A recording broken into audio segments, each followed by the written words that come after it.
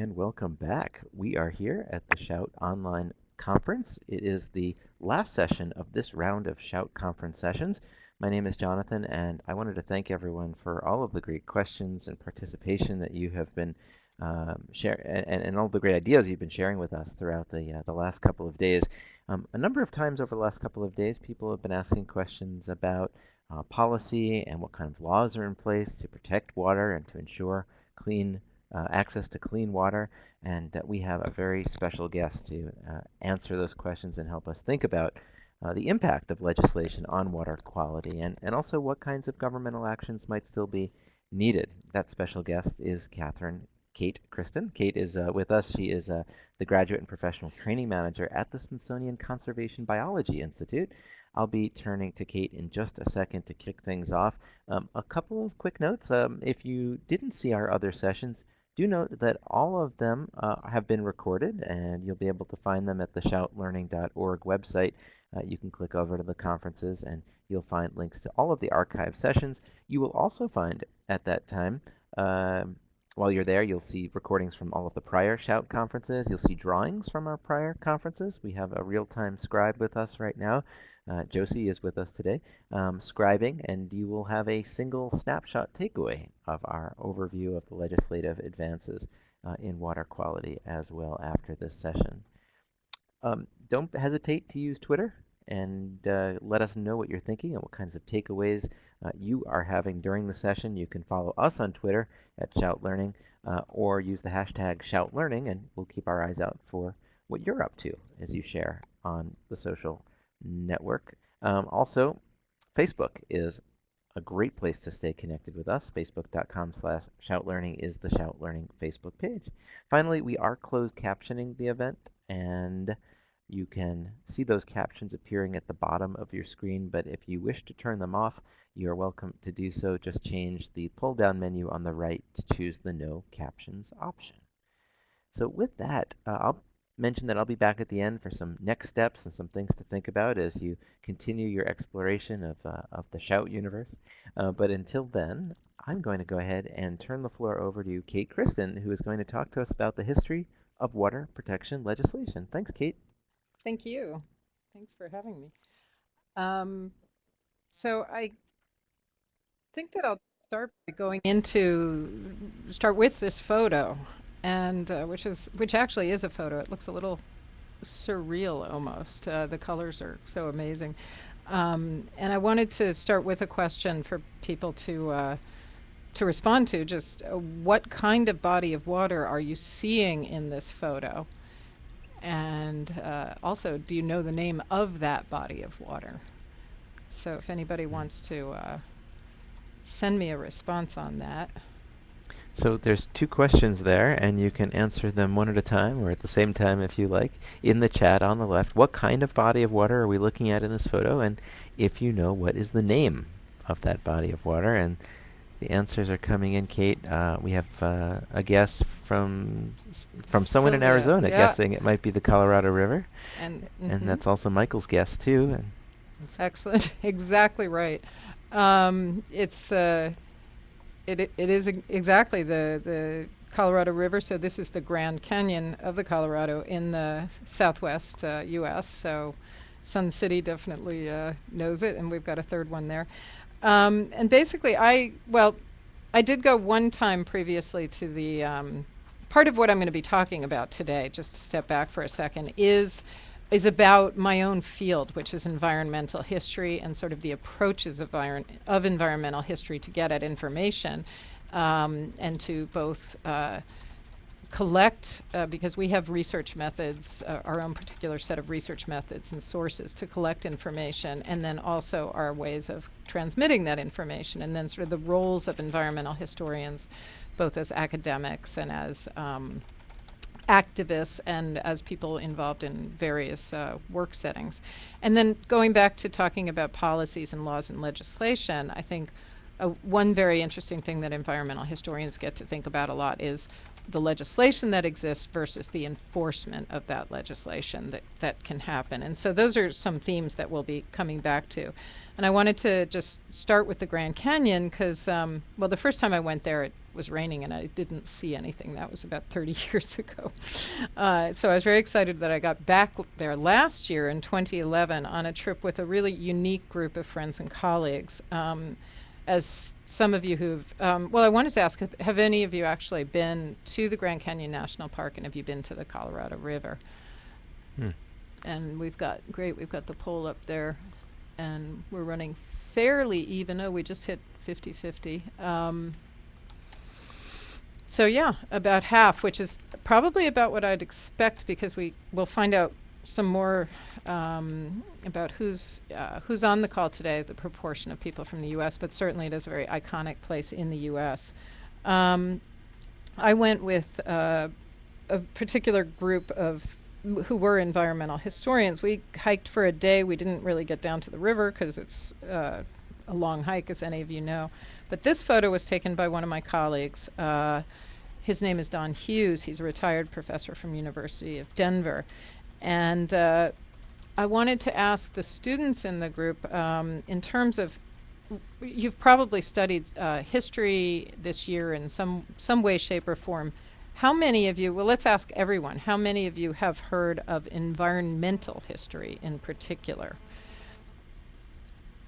How would we ask that question? Is it a yes, no? People can just, we're starting to get some responses in the chat. People can say yes or me, as Michael's doing, if you have heard of environmental history. And we do have a few people. And if not, if this is something new to you, just give us an N or a no in the chat. Yep, it's a mixed experience with this field. And again, what I would expect, because actually something we'll be looking at again, is that the history of the field, of the subfield of environmental history, is actually parallels the history of the time period we're also talking about with the Clean Water Act. That is to say, environmental history, we'll talk about some more, comes out of, it is an activist field in a sense itself. It developed as a field that people said, yes, this is a way to study history, at the same time as the environmental movement itself developed. So that makes it a very quite a new field still within history, only 30, 40 years old, and that means that, you know, that's about the time when it starts to get to be known outside of academic circles as a sort of common everyday phrase, environmental history. So in my own life, I tend to get about 50-50 of people who have heard about it versus who haven't, but that's different in the last 10 years, say. Many more have heard lately than in the last 10 years. And I want to ask a question that we'll come back to later. Basically, what do you think characterizes the study of environmental history? What is it that environmental history studies? So just use your imaginations there. Whether or not you know it, you throw an answer out. You know, don't be afraid if you've never heard of it before to still speculate about what some answers to that question might be. And the wonderful thing about historians, as you get to know us, is we always end up saying it all depends. We're very much about contingency, the fact that there's very rarely any one straight line for a story. There's always contingent paths, and so there's very rarely a absolutely right or wrong answer in history, and also in the nature of the field itself. So we'll get back to that question in a few minutes. And I want to just, what was kind of fun is that Don's photo shows up again here on the left. It's the same photo. On the right, it's the same photo. Colleague Jamie Lewis, who is was on the trip and edits environmental history magazine called Forest History Today, just used Don's photo on the cover of the magazine. And inside the magazine, there's an article about the early history of the Grand Canyon National Park, the park this river is situated in. And that article talks about the battles over rivers and dams, water, the potential for hydroelectric power for dams and electric power that's powered by dams and by just the strength of water moving quickly from one spot to another. And the article is actually about the early history that helped bring this park into existence in the 1920s. The article also talks about another big battle over water that took place here only 50 years ago in the 1960s, when several states seeking to put dams along the Colorado River were basically seeking to flood part of the Grand Canyon and turn that river into a lake.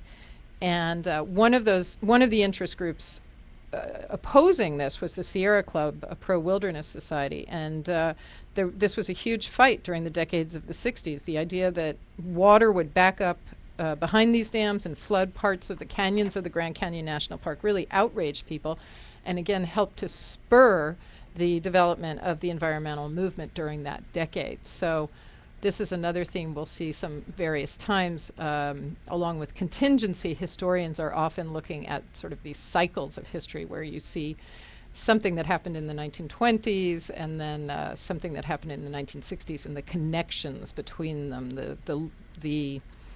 the relationship between earlier events and their effect on later events.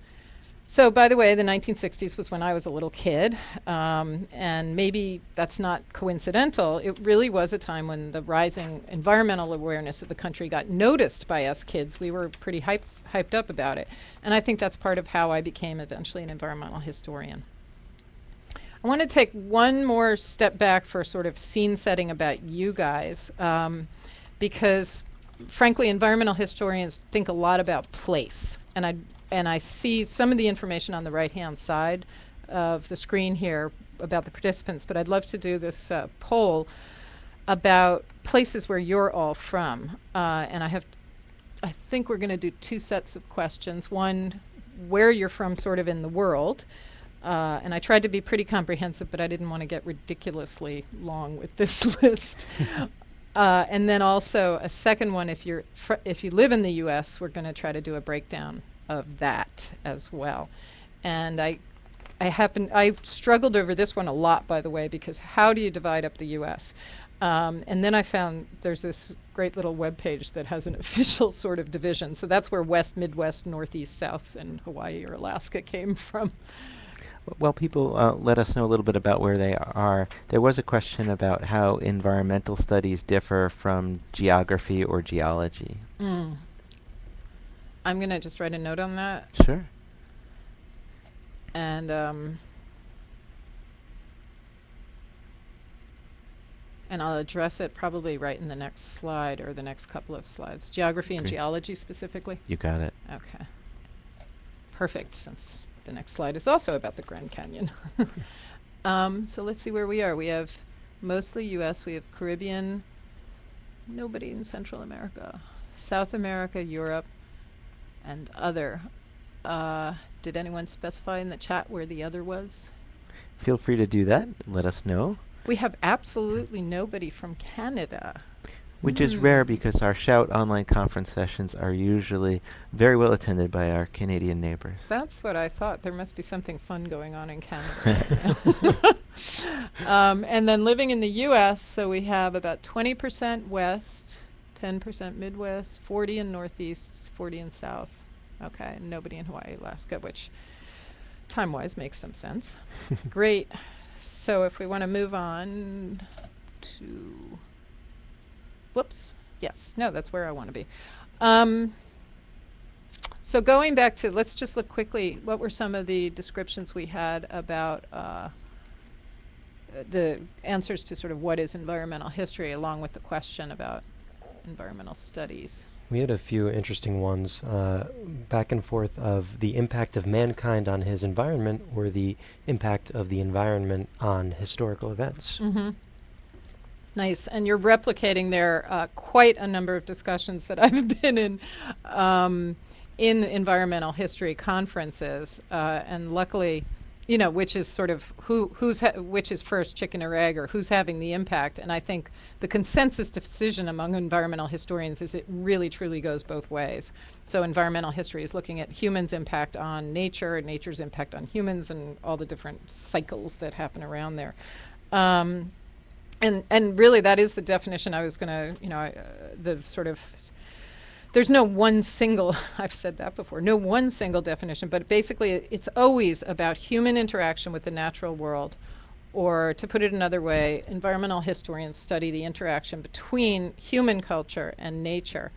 And through their research and writing, really try to deepen our understanding of how humans have been affected by the environment in the past and how they have affected that environment and sort of what have been the results. So obviously, because it's history, we're looking at the past interactions, but practically always the topics we choose to look at, and especially in environmental history, are ones that have present day policy and even legislative and sort of cultural resonance. As I say, environmental history really came out of activism, environmental activism, and so it's not surprising that what we choose to study often has to do with these things. And so really it covers a lot of ground, and because we also, it's very important that environmental historians, to the extent they can, because these are whole other fields, and you can't develop maybe quite as much expertise as a say a geologist or an ecologist, but we try to really understand the science of the fields we're particularly concerned with as well, which is something we share with, you may have heard of, a history of science, and that's a very closely allied field to environmental history. I won't even go into the details of what might be different about them, but basically both of them really value the idea that you understand the science as well as the human dimensions. So we study history and development of laws, we study industries, especially natural resource ones like mining or forestry, history of parks, of cities, of garbage and pollution, human-wildlife interactions, just to name some topics. And so when the question about geology and geography, those are really key elements within the ways that environmental historians also look at the world. And frankly, Steve Pine here is a perfect example. This book, How the Canyon Became Grand, which Steve wrote, is really a book about the history of geology and of how different people coming to the Grand Canyon and what experiences they had there helped to shape the history of the science of geology itself. Americans were very involved in the development of the science of geology, especially around the turn of the 20th century.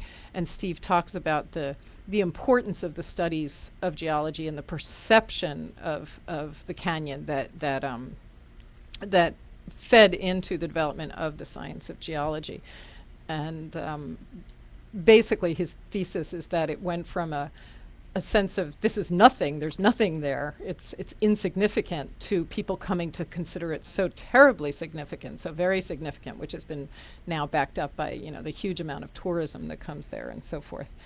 So the fun thing about environmental historians and about going to environmental history conferences is that these are also people that really like to get out into nature and work in nature. So Steve, for example, served 5 years as a firefighter in the Grand Canyon seasonally while he was in college and grad school, and developed a real interest in fire ecology and has now become one of the most important fire historians in the world. So he's written, actually, aside from this book, a series of books about fire history. And again, he works as much with ecologists as historians in the work he's doing. So this is this wonderful captive audience of environmental historians. In fact, Don Hughes is the guy, Don who took the other picture is this person, and he's written lots about the Grand Canyon. And this is his wife Pam, who met Don at the Grand Canyon when she was I forget what the name of the Huey girls or the something girls, who were the hostesses basically and took people around the tourist sites in the Grand Canyon. Harvey, that's right, the Harvey girls. Thank you. I felt terrible not really knowing the real name. Okay.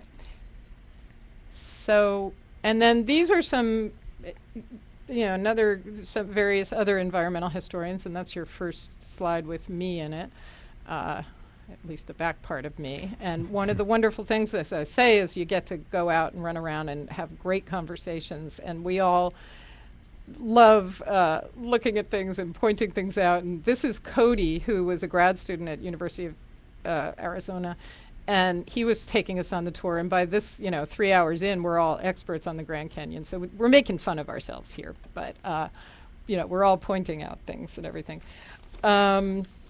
And I just wanted to talk about sources. What kind of sources do historians use to figure out what happened in the past? And I'll run through this kind of quickly.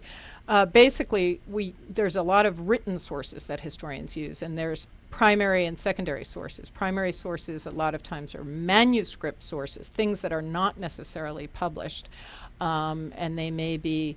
There are things that often go into repositories called archives. So they may be letters from people. That's something that's been very important in my research, is just letters that have gone back and forth between people. Or they may be journals, field notebooks. And then there's also published sources, which published sources can also be primary sources, legislation being one of them, or debates in congressional debates, let's say, which may or may not be published, minutes of things, and then secondary sources, which are people writing about history, and historians look at what other historians have written. But in addition to these, there are sources that environmental historians might use that maybe other people haven't necessarily.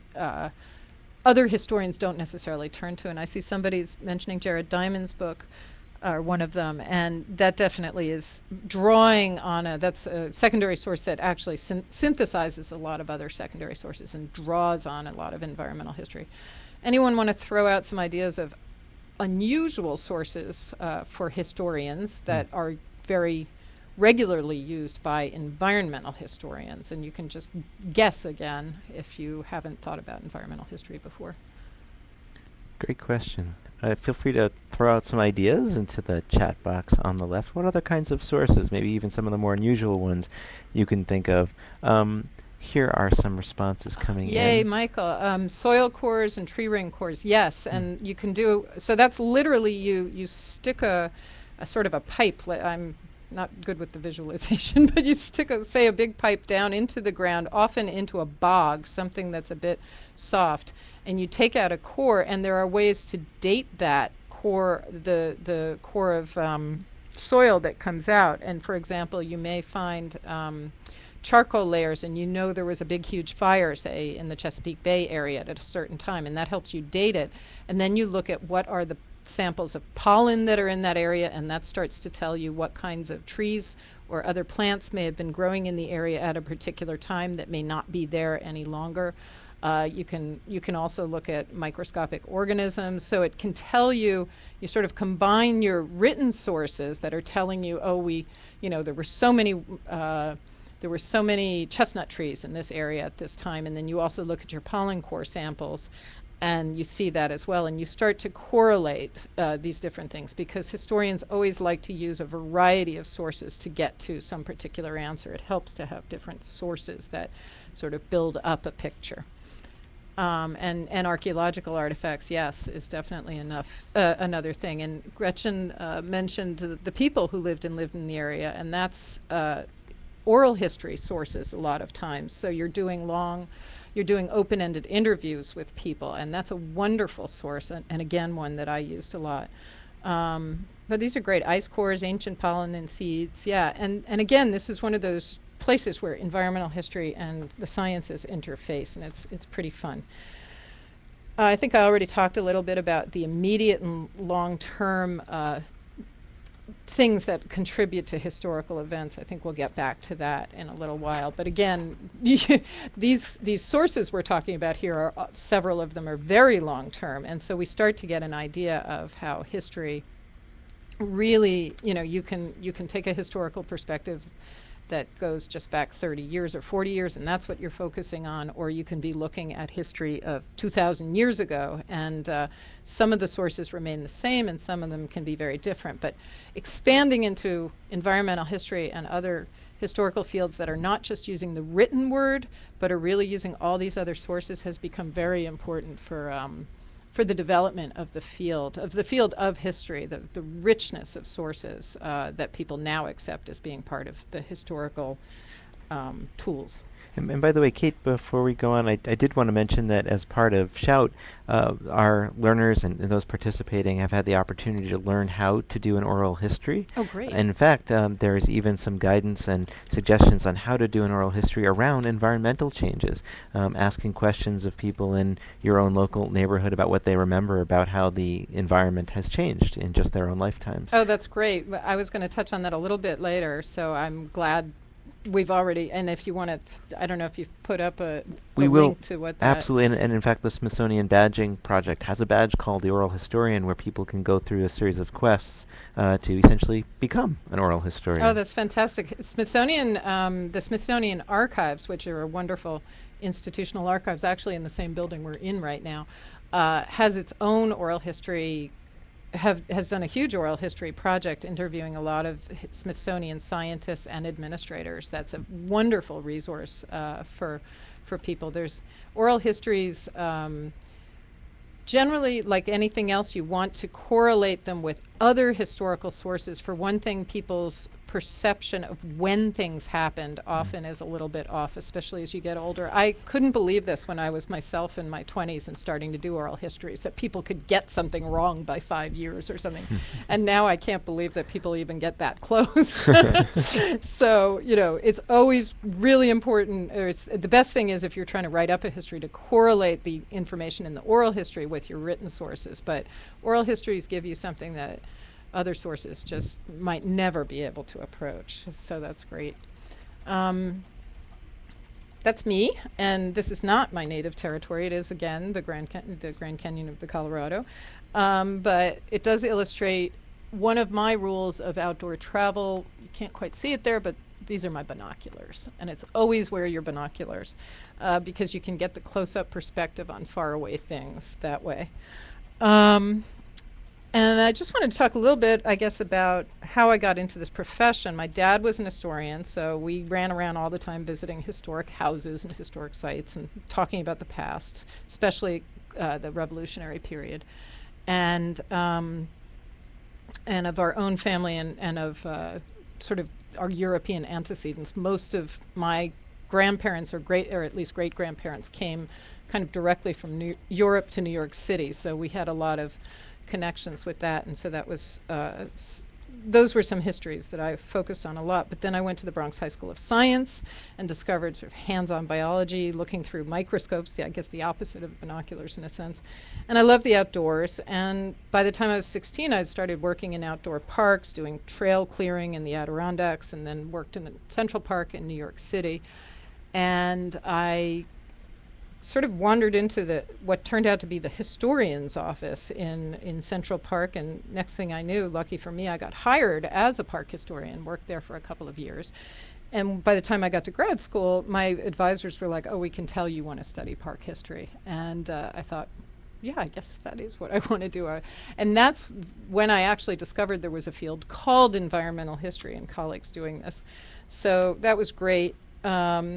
And I got into that. I knew I was already studying Latin American history, so I knew I was going to study the environment in Latin America. And it was when the field of environmental history was just expanding from just U.S. focus to really looking at the rest of the world, which was a fun ride to be along.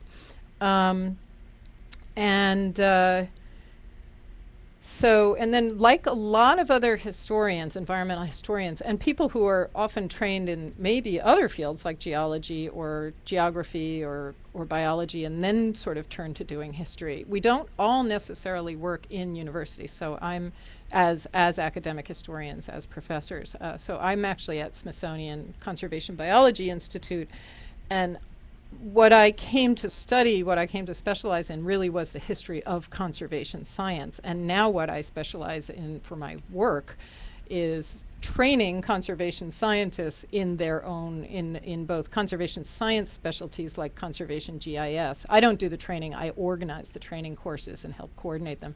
And then also in human dimensions, such as conservation, conflict resolution, conservation communication. And there, since I'm a humanities person, sometimes I do some of the training as well as the organizing. So it's kind of fun. If you're thinking about going into history, don't feel like the only thing you have to do is be a professor. I guess because my dad was a professor, I knew I was going to look for something else to do with it. So just quickly, some of what I've done. The place I have worked is in the tropics and the rainforest, and specifically focusing on the Osa Peninsula in Costa Rica, which is here. And basically, I used all the kinds of materials we were talking about. This is about where San Jose, Costa Rica is, which was the population center, and that's where the archival materials actually are located, because frankly, this is a very humid area. It's an area without many physical institutions or repositories, so it's lucky the paper was up here, because that's where it survived well. But the great thing was I'd either fly down or take a bus for 10 hours, or for some reason everything always seemed to take 10 hours no matter how you did it. But going down from San Jose to here with basically I'd carry a day pack that I'd packed for 4 weeks at a time. I learned very quickly how to not pack a lot, because I didn't like carrying that much on my back. And I do the oral history interviews down here and do all of this other stuff down here. And one of the things I focused on, the real focus of my work was on tropical rainforest conservation and development, and ultimately focusing, now we're getting back, cruising back into the watershed and the water questions. This is the whole area I ended up studying. Sorry, I forgot, I don't have the green thing on. The conservation and development of Corcovado National Park. And right here is a wetland area, which is a seasonal wetland area. And that's the picture of it in the dry season. So you see the water goes away sometimes. And this is a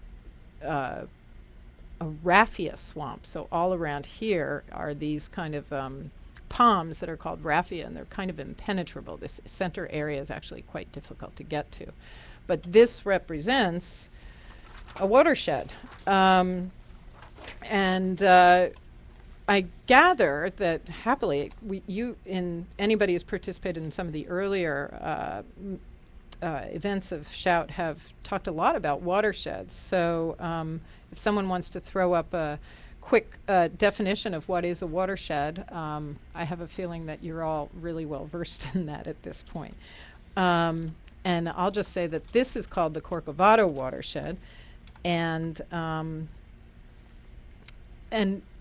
let's see, do we have anyone? Yeah, an area drained or bounded by a body of water, and I guess to connect with that, it's as long as it drains to. How did we get to the tapirs?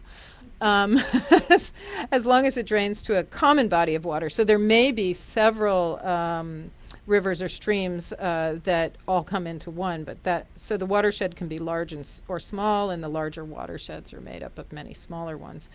And so this here is the Corcovado watershed. Sorry.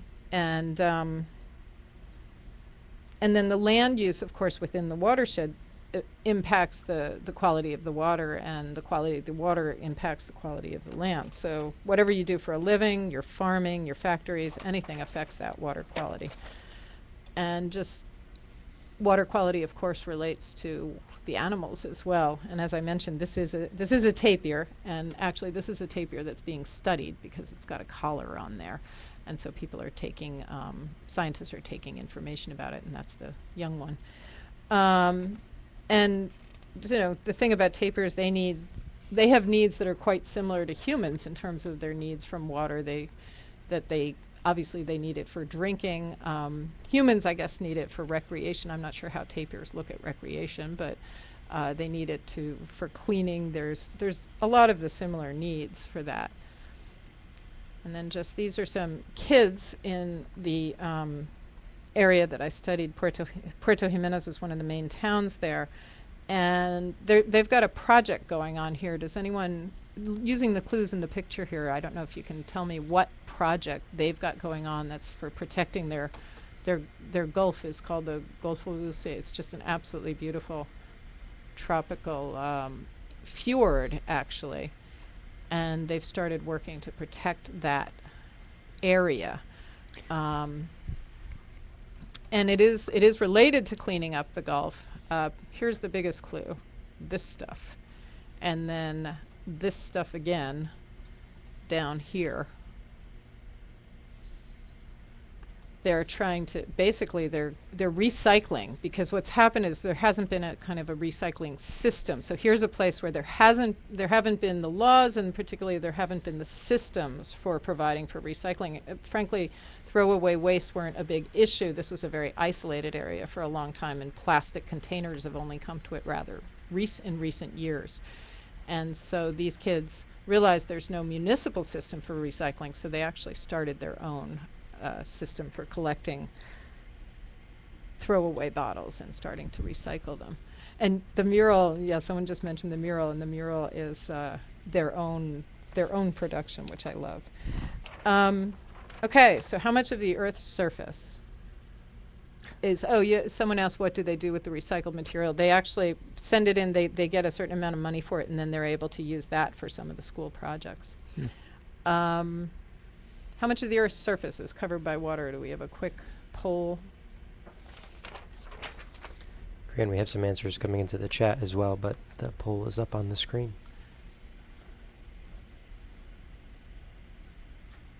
And it's fairly unanimous at 75%. We've got this is perfect. Yeah, I'm glad that this is such a well-known fact. And of course, the Earth itself is a pretty good clue to that, right? It's the blue planet. And then how much of the Earth's water is available to humans and animals for daily use?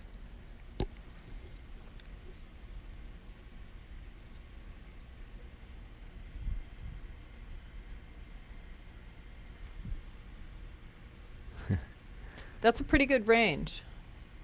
Interesting. I love that some of our participants are pointing out that they knew the answer from clues from earlier sessions. So I was going to ask about that, yes. That's great. So we're at about 2/3 of our online participants today think that it's 1%, and the other third is saying it's 10%. And the thing we notice here, first of all, is that everybody gets it, that the salt water isn't really too helpful for our daily use, and of course most of the water we have is in the oceans. But exactly, it is about 1%, and this graphic basically just shows that. So that's the total water. 97.5% is in the oceans, 2.5% is in fresh water, and then you break down fresh water and you get down to this bottom area here, and that's kind of, you're getting into that 1% of water that's available for daily use. And finally, when you thought it was never going to happen, we're going to get to the Federal Water Pollution Control Act, which is also known as the Clean Water Act.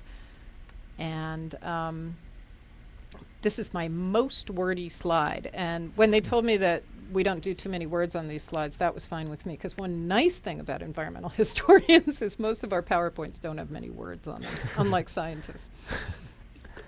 But I couldn't really paraphrase too much about, or what would be the picture of the Clean Water Act. There's so many pictures, but just getting it out there. So this is so a couple quick questions. What does USC mean up here in this corner? Anyone? Trying to get the green there. Where can we get the chart? We can get the link to that that graphic.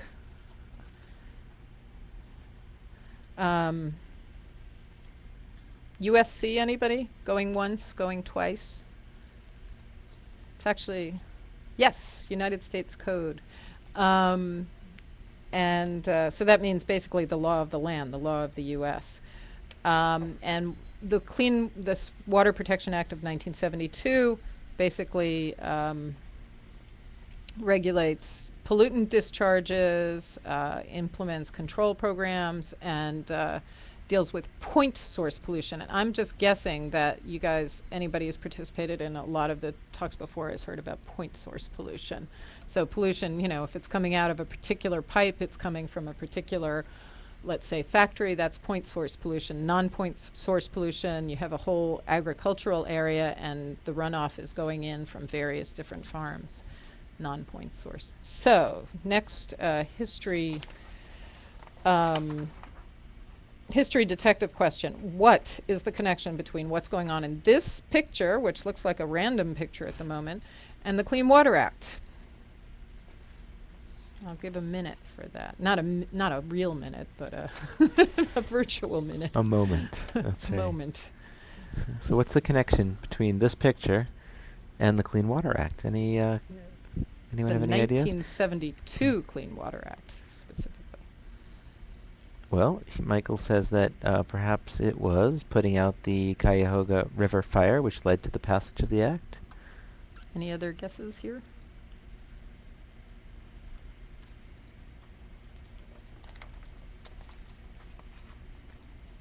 Michael's answer is spot on, both because it's completely right and also it highlights something I want to.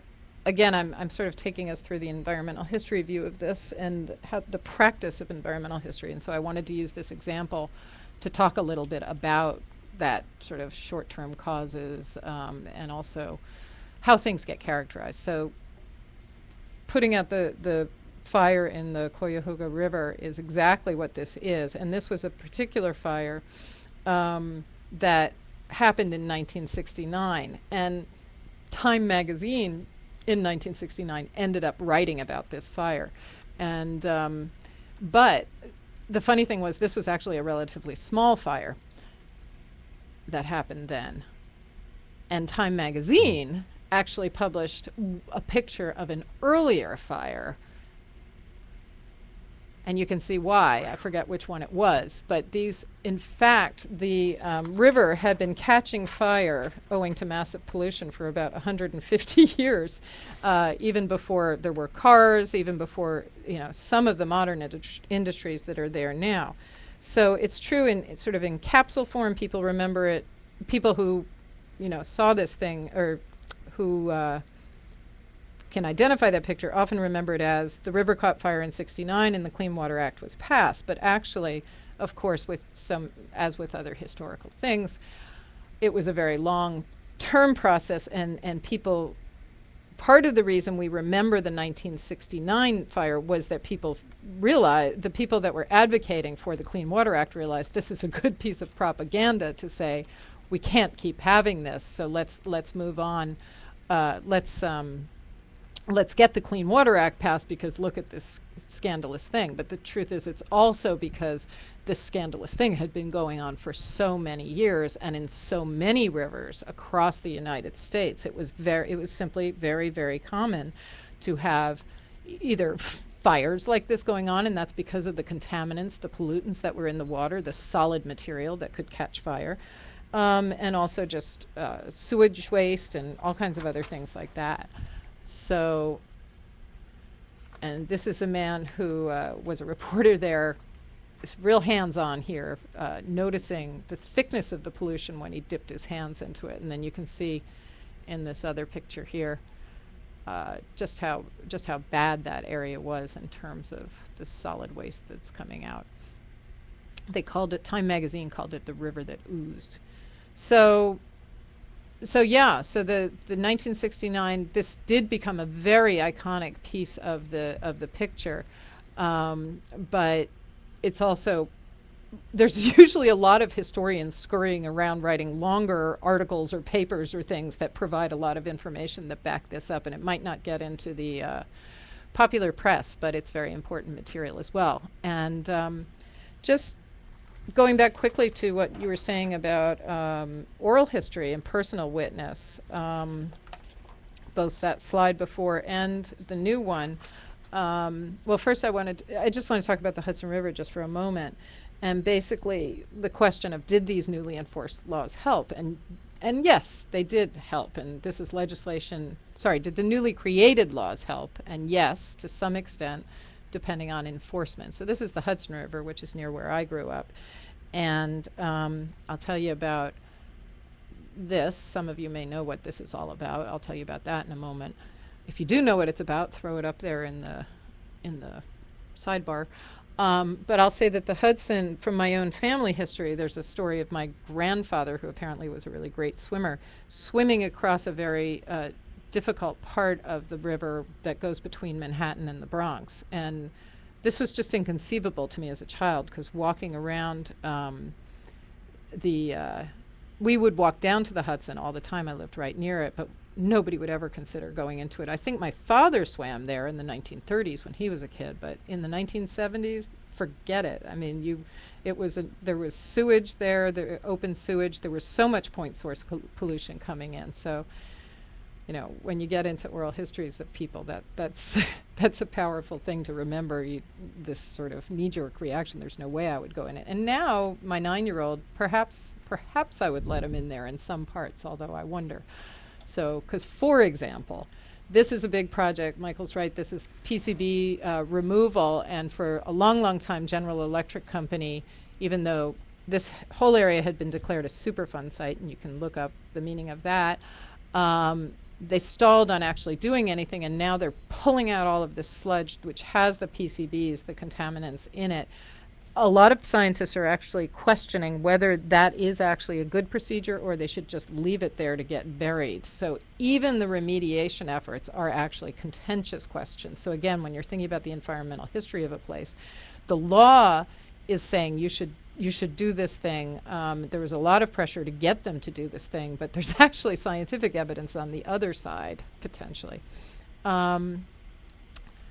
Potentially saying maybe that's not the best thing. So a lot of environmental history actually looks at changes in scientific knowledge and how that affects the practice of enforcement of legislation, for example.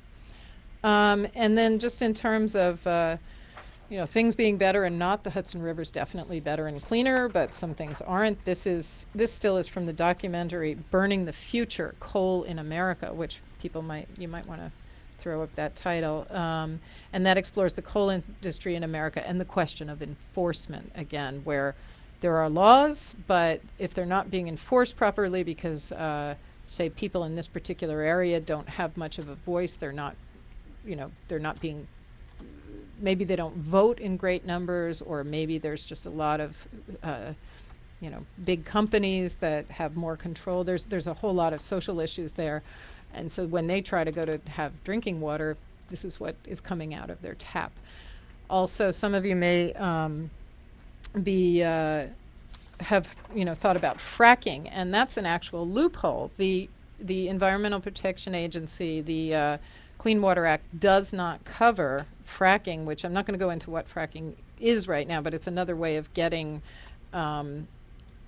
fuel, hydrocarbons, I guess, to get fuel, natural liquid gas, etc., out of the earth by pushing in at high pressure a lot of water. It leaves a lot of contaminants. It causes people who turn on their tap in certain places to actually have gas coming out. So that this is a real picture of the tap actually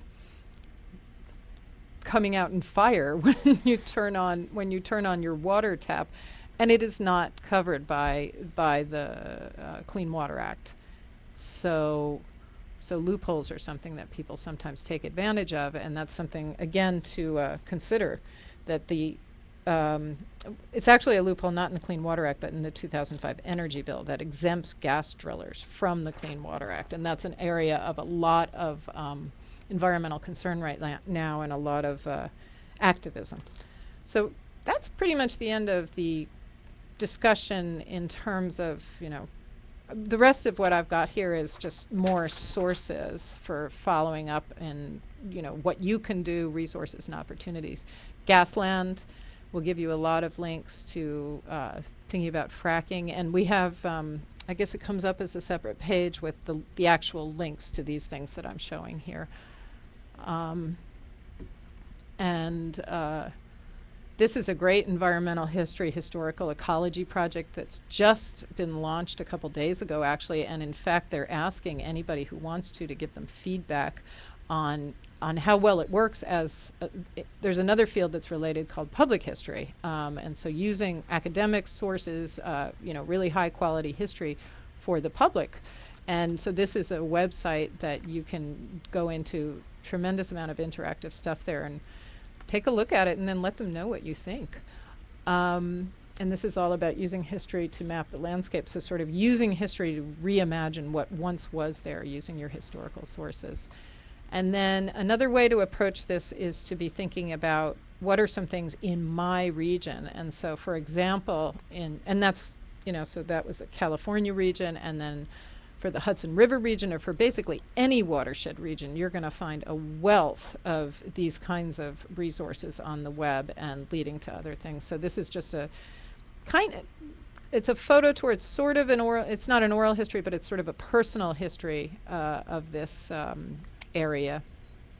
And the Fort Edward area is one of the worst PCB areas in the Hudson River. And then there's Hudson River, the River Keeper, which is the clean water advocate for Hudson River, and they've got all kinds of stuff going on. I liked this title, Swimming in Sewage, You Have a Right to Know. It kind of says it all. And the thing is, this is not in 1972. This is today. So you have to be thinking about, well, legislation versus enforcement. How much is the enforcement working at this point? These are just some real simple things you can do to save water in your own home or in your own life. One of them is the one that happens every time there's a drought. Don't ask for water at the restaurant unless you're actually going to drink it. And then it goes on from there.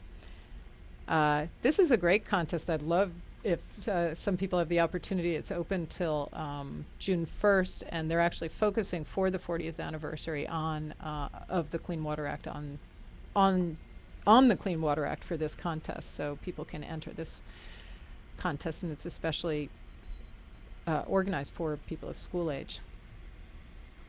And this is just another, that's just a listing of all these things, and the resources just go on and on and on for this topic, as you've already seen, I'm sure, in other talks.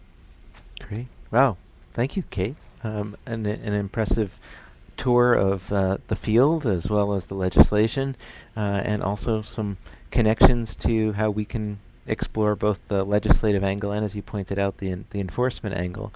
Certainly, we would love to take any particular questions if you have for Kate or for each other. Comments, feel free to share.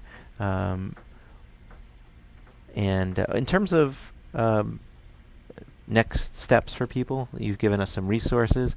What kinds of suggestions do you have for teachers or for their classrooms about how to stay connected to the legislative part of this water-related issue? Well, I would definitely say focus on something in your own region, because I just would think that would be the most rewarding thing, because you can, again, going back to what historians love to do, you can read about it, you can look at documents, and then you can also go out to the actual place that you're talking about and tour it. And a lot of times, various organizations, even ones you think might be adversarial, even ones that you think might not want to let you in, might let you in. And you can do a school tour of some place, or you can potentially do an individual tour. And then there's lots of places that are just open to the public. And so, focus on a topic, find out who the advocates are in that area, use the web resources for that, but also plan a field trip, an actual in-person field trip to that sort of place. That's great advice. Should people, when they investigate their local water resources and discover something about it, assume that it's on a legislative agenda if it requires some kind of attention? You can't assume it is. No, I think that's what really varies a lot, is maybe this thing is on a legislative agenda, maybe it's programmed for, maybe there's funds available to take care of whatever the issue that you're taking care of, or you're concerned about being taken care of, but maybe there's not. Either maybe the legislation doesn't cover it, or maybe there's no funding, or it's being defunded. So I think that it is always worthwhile to look at the topic, that, whether it's, have they cleaned up point source pollution in my town that's going into this local lake or this river, and then follow it through. Say, okay, the legislation's there, but actually the funding isn't there, or whatever the steps are, and you can use your advocacy resources to help you find out about that. Wonderful. I wanted to give everybody a little glimpse as a side note to the virtual graphic illustration being generated by Josie as we speak. So we're looking at your screen right now, Josie. Don't stop what you're doing. But this is the kind of drawing in progress that, when done, we will share with together with the recordings.